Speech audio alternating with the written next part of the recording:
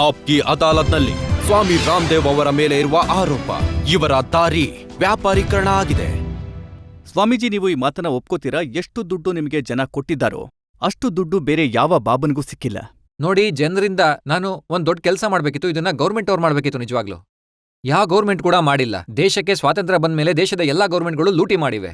ಈ ದೇಶವನ್ನ ಆಂಗ್ಲರು ಎಷ್ಟು ಲೂಟಿ ಮಾಡಿದ್ರೋ ಅದಕ್ಕಿಂತ ಜಾಸ್ತಿ 50 ವರ್ಷದಲ್ಲಿ ದೇಶದ ನಾಯಕರು ಈ ದೇಶವನ್ನ ಲೂಟಿ ಮಾಡಿದ್ದಾರೆ. ಅದರಲ್ಲಿ ಯಾವುದೇ ಅನುಮಾನ ಇಲ್ಲ.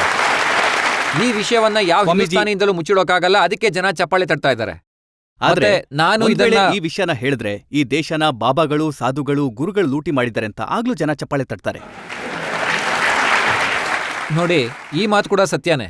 ನಮ್ಮ ದೇಶದಲ್ಲಿ ಕೆಲವು ಬಾಬಾಗಳು ತಮ್ಮ ಮನೆಯನ್ನೇ ಟ್ರಸ್ಟ್ ಮಾಡ್ಕೊಂಡಿದ್ದಾರೆ.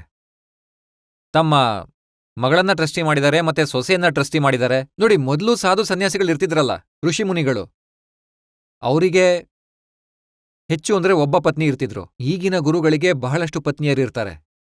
ಬರೀ ಪತ್ನಿಯರಲ್ಲ, ಪ್ರೇಯಸಿಯರು ಇರ್ತಾರೆ. ಆದ್ರಿಂದ ನೋಡಿ, ಇದನ್ನು ಕೂಡ ಹೇಳ್ತಾರೆ ಸ್ವಾಮೀಜಿ, ಏನಂದ್ರೆ ಎಷ್ಟು ದುಡ್ಡು ಧರ್ಮದಲ್ಲಿ ಇದೆಯೋ ಅಷ್ಟು ಬೇರೆ ಯಾವ ಬಿಸ್ನೆಸ್ನಲ್ಲೂ ಇಲ್ಲ ಅಂತ. ನೋಡಿ, ಈ ವಿಷಯ ನನ್ನ ಪ್ರಕಾರ ಧರ್ಮದ ಹೆಸರಲ್ಲಿ ಜನರಿಂದ ದುಡ್ಡು ತಗೊಳ್ಳೋದು ತಪ್ಪಲ್ಲ. ಆದ್ರೆ ಆ ಹಣವನ್ನ ಎಲ್ಲಿ ಉಪಯೋಗಿಸ್ತಾ ಇದ್ದಾರೆ? ಇಲ್ಲ, ನೀವ್ ಇದನ್ ಹೇಳಿ, ನೀವ್ ಎಷ್ಟು ದುಡ್ಡು ತಗೊಂಡ್ರಿ, ಅದರ ಉಪಯೋಗ ಏನ್ ಮಾಡ್ತಾ ಇದ್ದೀರಾ ನೀವು? ನಾನು ಇಲ್ಲಿವರೆಗೂ ಏನ್ ಹಣ ತಗೊಂಡಿದ್ದೀನಿ, ಅದ್ರಿಂದ ನಾನು ಒಂದು ಹರಿದ್ವಾರದಲ್ಲಿ ಪತಂಜಲಿ ಯೋಗಪೀಠದ ಒಂದು OPD ಮಾಡಿದ್ದೀನಿ.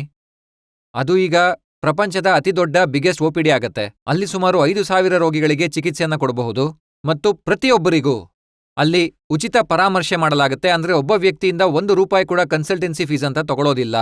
ಬದಲಿಗೆ ಬಡ ವ್ಯಕ್ತಿಗಳಿಗೆ ಅಲ್ಲಿ ಉಚಿತವಾಗಿ ಔಷಧಿಲಿ ನಾನು 90% ರಿಯಾಯಿತಿ ಕೊಡ್ತೀನಿ. ಯಾಕಂದ್ರೆ ಜನ ದುರುಪಯೋಗ ಮಾಡ್ಕೋಬಾರ್ದು ಅಂತ. ನಾನು ಏನೇನ್ ತಗೊಂಡಿದ್ದೀನಿ, ₹1 ಲೆಕ್ಕವನ್ನ ದೇಶದ ಯಾವುದೇ ವ್ಯಕ್ತಿಗೂ ನಾನು ನೀಡಬಲ್ಲೆ. ಮತ್ತು ಆಶ್ರಮದಲ್ಲಿ ಈಗ ಸುಮಾರು 500 ಜನ ಸೇವೆ ಮಾಡ್ತಿದ್ದಾರೆ. 100 ವೈದ್ಯರಿದ್ದಾರೆ. ಅವರು ಒಬ್ರಿಂದನೂ ಪರಾಮರ್ಶೆ ಹಣವನ್ನ ತಗೊಳ್ಳಲ್ಲ. ಪತಂಜಲಿ ಯೋಗಪೀಠ ಮಾಡಕ್ ಹೊರಟಿದ್ದೀನಲ್ಲ, ಅದರಲ್ಲಿ ಸುಮಾರು ನಾನು 20% ಹಿಡಿದು 25% ತನಕ ಜನರಿಗೆ ಫ್ರೀಯಾಗಿ ವಸತಿ, ಫ್ರೀಯಾಗಿ ಊಟ, ಫ್ರೀಯಾಗಿ ಚಿಕಿತ್ಸೆ ಕೊಡ್ತೀನಿ.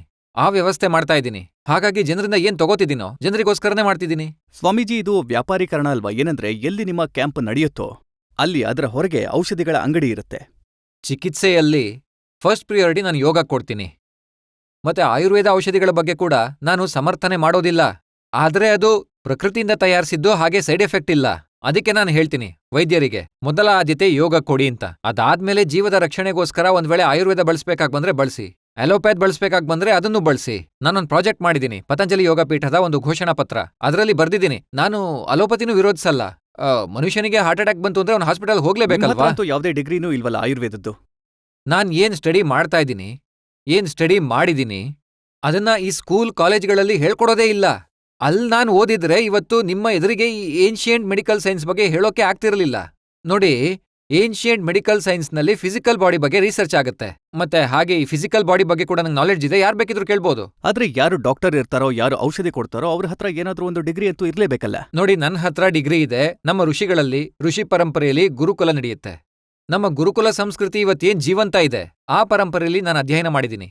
ಆ ಪರಂಪರೆಯಲ್ಲಿ ಅಧ್ಯಯನ ಮಾಡಿ ನಾನು ವೇದಾಚಾರ್ಯ, ಆಯುರ್ವೇದಾಚಾರ್ಯ, ದರ್ಶನಾಚಾರ್ಯ, ಏನ್ ನಮ್ಮ ಪರಂಪರೆ ಇದೆ, ಆ ಪರಂಪರೆಯ ಈಗ ನೀವು ಭಾರತದ ಪರಂಪರೆಯನ್ನೇ ಒಪ್ಕೊಳ್ಳಲ್ಲ ಅಂದ್ರೆ ಆಗ ಬಹುಶಃ ಈ ಕ್ವೆಶ್ಚನ್ ನೀವು ನನ್ನ ಹತ್ರ ಕೇಳ್ಬೋದು. ಮತ್ತೆ ಹಾಗೆ ಇವತ್ತು ನಿಮಗೆ ಹೇಳ್ತಾ ಇದ್ದೀನಿ, ಇವತ್ತು ನೋಡಿ, ಕಬೀರ್ ಅವ್ರ ಮೇಲೆ PhD ಮಾಡ್ತಾರೆ, ತುಳಸಿದಾಸ್ ಮೇಲೆ ಜನ PhD ಮಾಡ್ತಾರೆ, ಮಹರ್ಷಿ ಚರಕ ಸುಶ್ರುತರ ಮೇಲೆ PhD ಮಾಡ್ತಾರೆ.